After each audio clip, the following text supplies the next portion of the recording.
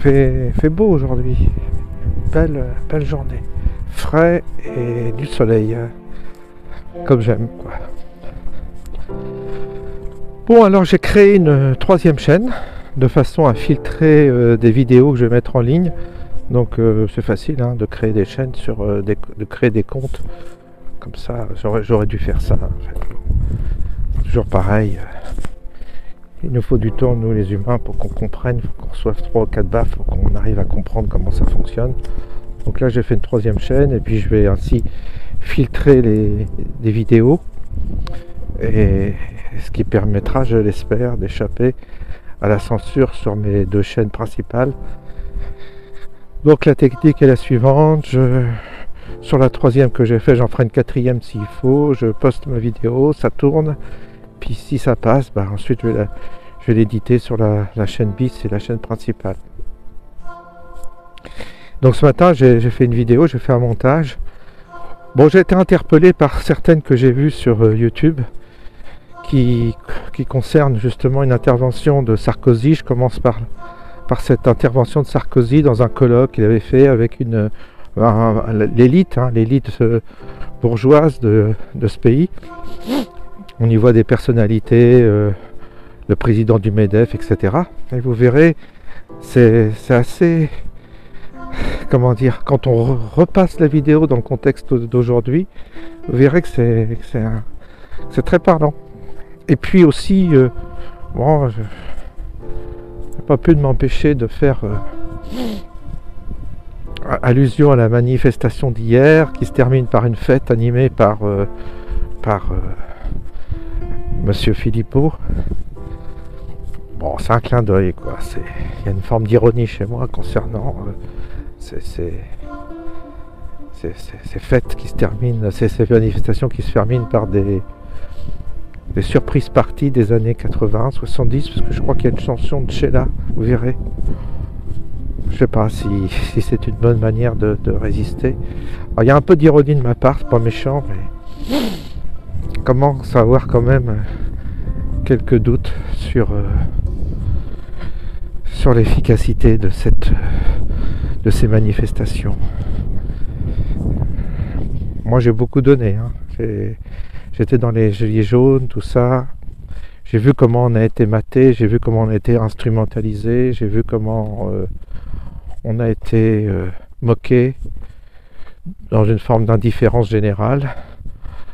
Bon, j'en ai tiré quelques conclusions et quelques conséquences. Maintenant, moi je veux bien que vous alliez manifester tous les samedis, j'ai rien contre. Ça permet, enfin le côté positif, comme je l'ai dit à une des personnes qui est abonnée à ma chaîne, on a eu une discussion, il s'appelle Geoffrey, je lui ai dit non, moi le seul intérêt que je vois dans ces manifestations, je l'ai dit aussi à une autre personne, c'est que les gens se retrouvent et au moins, surtout ceux qui sont seuls, ça leur permet de retrouver des gens qui pensent comme eux et de se sentir moins seuls. Donc ils peuvent s'échanger leur téléphone, échanger des contacts. C'est l'avantage de ces manifestations. Ça, je ne peux pas le dénier. Mais quant à l'efficacité contre les mesures qui sont prises par le gouvernement, on est obligé de comprendre que ça n'a pas d'effet. Au contraire, ça peut être pire même, parce que plus ça va, plus les mesures sont coercitives. Et j'ai pas l'impression que de danser sur Sheila, ça les fasse trembler. Je sais pas. Peut-être que vous pensez que c'est efficace. Moi, je vois le côté convivial, effectivement, le côté de se retrouver, de s'amuser ensemble, de souffler peut-être, de décompresser. Mais en termes d'efficacité de la résistance, je vois pas trop. Je vois pas trop l'efficacité. Chacun pense ce qu'il veut. Mais moi je pense que pour faire reculer le gouvernement, ça va être compliqué. Il risque même de gagner les élections. Alors là, de toute façon, Pécresse ou Macron, c'est la même chose. C'est kiff bourricot. Il faut voir ceux qui s'opposent à la vaccination, qui s'opposent au vax, qui s'opposent à l'antipass, tout ça. Il faut voir un peu si ces politiciens sont intègres ou si c'est de l'opposition contrôlée aussi. je ne pas me battre sur ce terrain-là, chacun a ses opinions. Je me garderais bien de m'engager, publiquement en tout cas, en disant ouais, je pense que celui-là c'est le bon cheval pour nous défendre. On a tellement été trahis que là-dessus j'ai très modeste. J'embarquerai personne en tout cas sur ce terrain-là. Mais une chose est sûre, c'est que la résistance, la vraie résistance, eh bien, elle est certainement pas, comment dire, elle se dévoile pas en tout cas, s'il y en a une. Elle est plutôt dans le secret.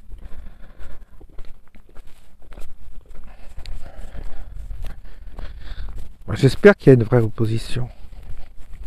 Moi je sais pas où elle est, mais j'espère qu'il y en a une, qu'il y a une véritable résistance, j'espère.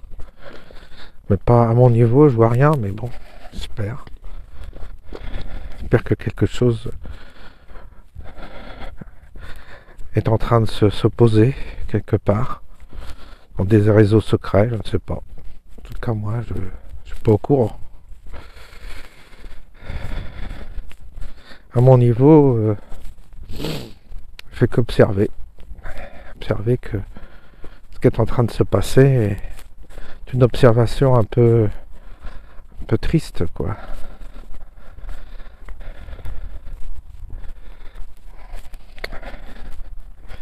Je pense qu'il y en a beaucoup comme moi qui regardent sont un peu inquiets, un peu désorientés.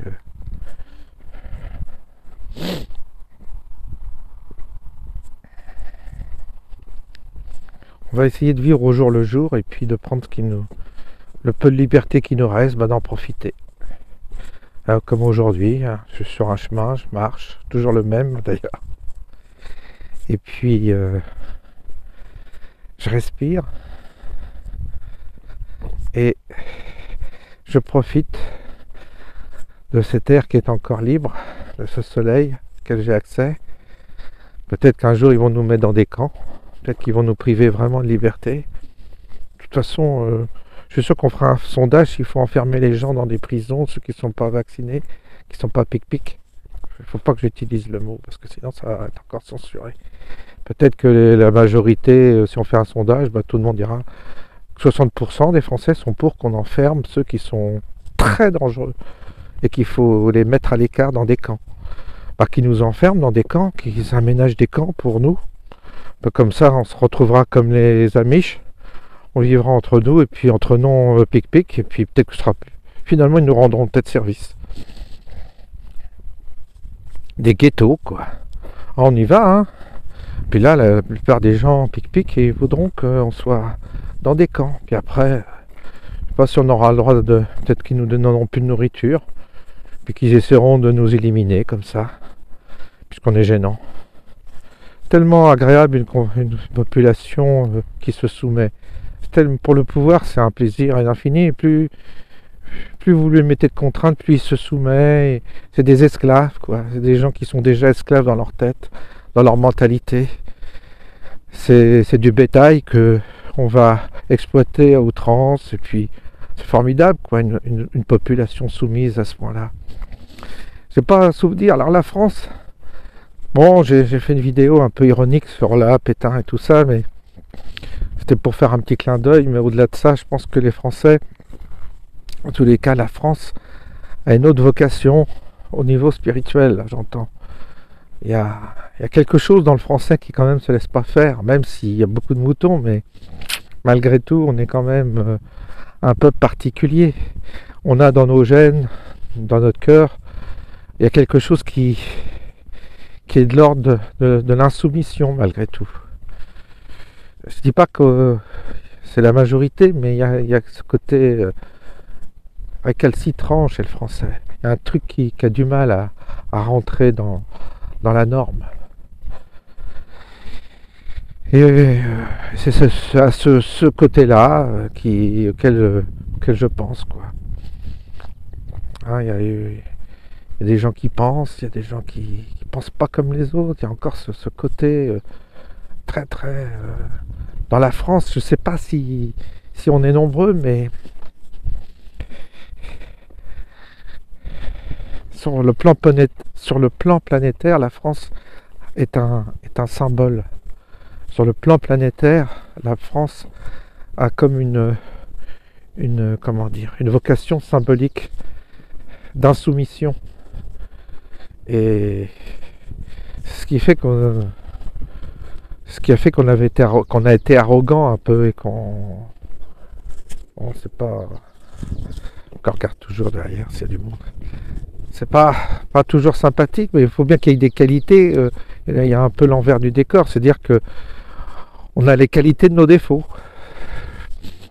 Et donc ce côté insoumis, récalcitrant, un peu arrogant, qui n'est pas toujours sympathique, bah là pour le coup il pourrait nous servir. Surtout dans la conjoncture actuelle planétaire, je dirais. Donc c'est toujours pareil. Les gens qui sont dans la résistance, c'est pareil, c'est des gens qui ont des caractères pas faciles, qui ont toujours été un peu difficiles à gérer, difficiles à contrôler. Mais en même temps, voilà quoi.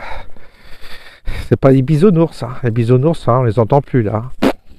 Tous ces bisounours New Age qui parlent d'amour tout le temps, qu'on va tous se tenir par la main et tout ça. Et ça, je les entends plus ces gens-là, c'est bizarre. Leur petit cœur, je les vois plus.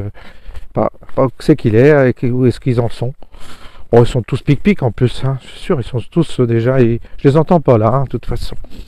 Comme les écolos qui étaient hyper rigoureux sur la nourriture, hein, qui m'ont fait bouffer des cakes sans gluten, tout ça, enfin de la merde. Ah bah ceux-là, ils sont tous pic-pic, hein, dans mon entourage. Ah, sans hésiter, hein. Là, la chimie, les OGM, tout ça, ils prennent, hein, il n'y a pas de souci. Je les vois pas beaucoup résister, hein, quand il s'agissait, oui, de faire des petites manifs là, avec le tambour, hein, et tout ça, oui, ils y étaient, mais là, on les voit pas, là. On n'en voit pas le bout de leur nez, là. Bizarre, hein. De toute façon, toutes ces comédies, elles explosent à plein jour, tous ces comédiens, tous ces faux spirituels, tous ces faux écolos, tous ces faux rebelles. Ils sont où? Ils sont où, là, en ce moment? Quand il y a 70% de la population, 60, qui disent qu'on doit pas rembourser les gens on ne doit pas soigner les gens prendre en charge les soins des gens qui sont anti-vax, vous vous rendez compte? Qui sont pas anti-vax, hein, qui n'ont pas voulu se faire vacciner, c'est différent. Qui attendent un nouveau vaccin peut-être, ou qui attendent autre chose, une autre thérapie, ou qui sont pas malades du tout, qui sont en pleine forme. À ceux-là, on les entend pas, toutes ces bonnes consciences qui veulent toujours sauver l'humanité, qui veulent qu'on accepte la terre entière chez nous, qui veulent que tous les migrants viennent, surtout chez les autres, pas chez eux, hein, j'ai remarqué. Parce que ça, j'ai remarqué aussi que dans leurs grandes baraques, c'est bizarre, ils n'acceptent pas de migrants, mais ils sont pour que les migrants viennent. Hein. Mais chez les autres, dans les banlieues, dans le 93, là, ils sont d'accord. Mais jamais dans leurs belles propriétés, c'est bizarre. C'est bizarre, hein, ce grand cœur qu'on a. Tous ces gens tous ces bourges là de gauche qui ont des grands cœurs là, qui ont des belles baraques là, ils en ont plein de belles baraques dans le coin. Bah, je sais pas, ils ouvrent pas leurs portes aux migrants, c'est bizarre.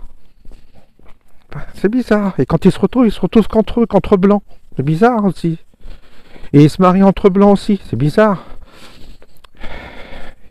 Non mais, cette comédie, je pense qu'elle a assez duré quand même. Je sais pas si les gens ouvrent les yeux. Je me demande si les gens ouvrent les yeux. S'ils se rendent compte de l'hypocrisie. C'est comme pendant le confinement. Qui c'est qui bossait? C'était les anciens gilets jaunes, c'est-à-dire les petites mains. Les caissières, les livreurs, tout ça. Eux, ils ont pas fait de télétravail, ces gens-là. On était contents de les avoir. Eh bien, aujourd'hui, on n'en a plus rien à branler. Ils peuvent crever, tout le monde s'en fout. De toute façon, ils seront remplacés, l'élite, ils seront remplacés. C'est du bétail, hein, pour l'élite. Donc, ils seront remplacés par des robots. Il y aura des voitures autonomes, il y aura des robots. Comme il y a des centres maintenant des plateformes où c'est quasiment tout est automatisé. Amazon, il a déjà mis ça au point. Il y a des centres pilotes comme ça, il y a quasiment plus de personnel. Il faut dire que le blaireau, le travailleur de base, il est bien, comment dire, il est bien bourrin dans sa tête aussi, hein. Il avale des conneries à la télévision, il réfléchit pas, enfin c'est pas trop de sa faute, il est épuisé le soir quand il rentre. Donc il est content d'avoir sa bière, puis de regarder BFM, et puis après il va voir les Marseillais, là je sais pas quoi, qui sont à Dubaï. Ça le distrait parce qu'il est fatigué de sa journée. Bon, puis il y a ces matchs de foot qui vont reprendre, tout ça, donc ça il va être content avec ça. Bon, bah ça, évidemment, sa condition qu'on comprend qu'il n'y a pas trop de temps de réfléchir, de toute façon, il n'a pas trop envie. Voilà, donc c'est un équilibre entre l'esclave de base qui accepte tout, et puis l'élite qui se dit, bon, bah ça c'est du bétail, de toute façon, on en a encore un peu besoin, mais bientôt on n'en aura plus besoin, c'est remplacé par les robots. Enfin, je ne sais pas si vous voyez un peu la configuration, comment se passe cet équilibre. Puis il y a la classe moyenne entre deux qui est contente encore d'avoir sa bagnole Peugeot, sa dernière 3008, qui peut encore se la péter un petit peu, qui va se payer encore 3 ou 4 cinémas de temps en temps, un petit restaurateur qui lui-même demande votre carte d'identité, votre passe, etc., qui accepte de faire le jeu d'un gouvernement qui le tient en laisse. De toute manière, ils seront éliminés, les restaurants, par des grandes chaînes plus tard, mais c'est pas grave. Ils sont déjà morts, mais dans la tête des dirigeants, tout ça va mourir, mais c'est pas grave. Encore, s'il vous plaît, mettre encore une petite pièce. Donc ils s'acceptent de soumettre, tous ces gens-là. Ils sont tous corrompus dans leur tête, de toute façon. Ils n'ont pas de dignité, c'est des êtres humains qui n'ont pas de dignité. Il ne faut pas avoir de dignité pour accepter de rentrer dans ce jeu-là infect d'exiger la carte d'identité et le pass. Enfin, vraiment, il ne faut pas avoir de dignité.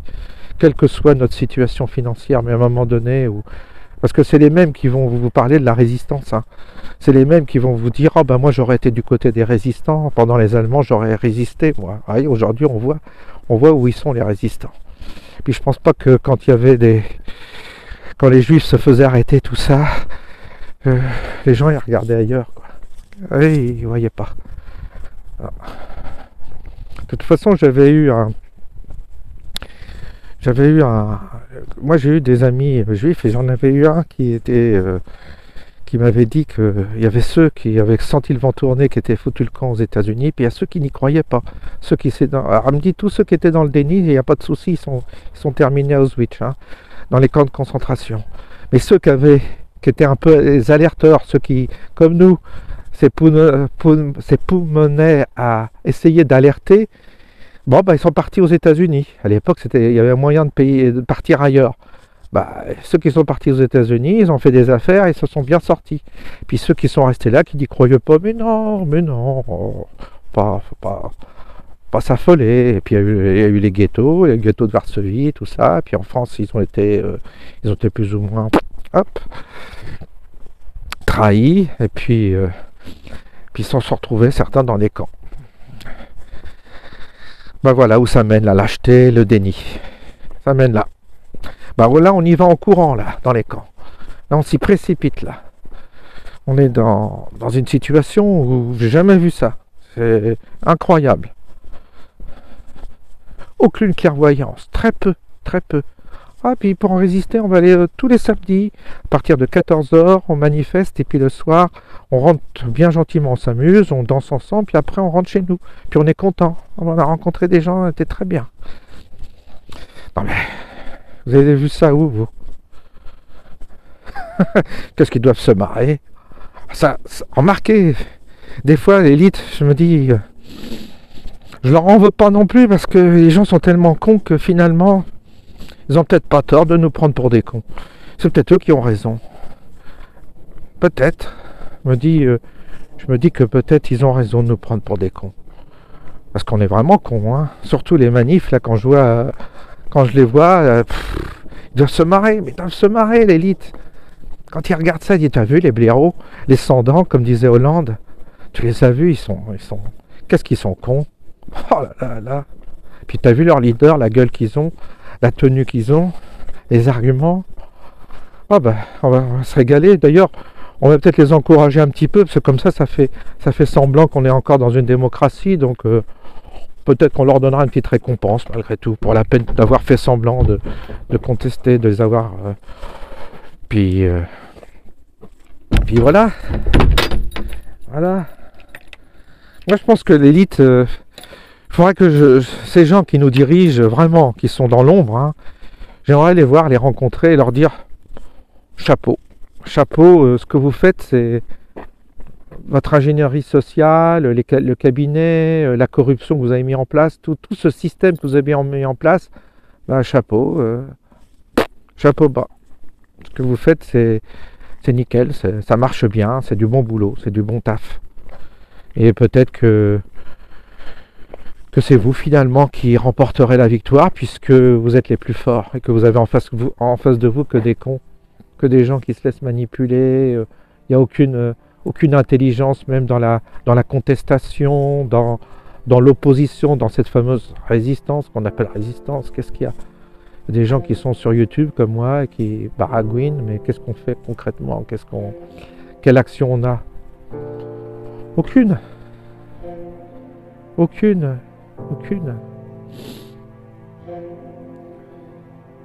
C'est un peu désolant. C'est un peu désolant. Un peu désolant de voir où on en est. Et je vois tous ces leaders, un par un pour rattraper l'autre, ils gueulent, ils ne savent pas s'exprimer. Moi, je ne veux pas être leader, mais je fais part de mes réflexions. Je vois bien que l'élite est vraiment puissante, hein, puissante. Qu'est-ce qu'on peut faire? Qu'est-ce qu'on peut espérer? Qu'est-ce qu'on peut...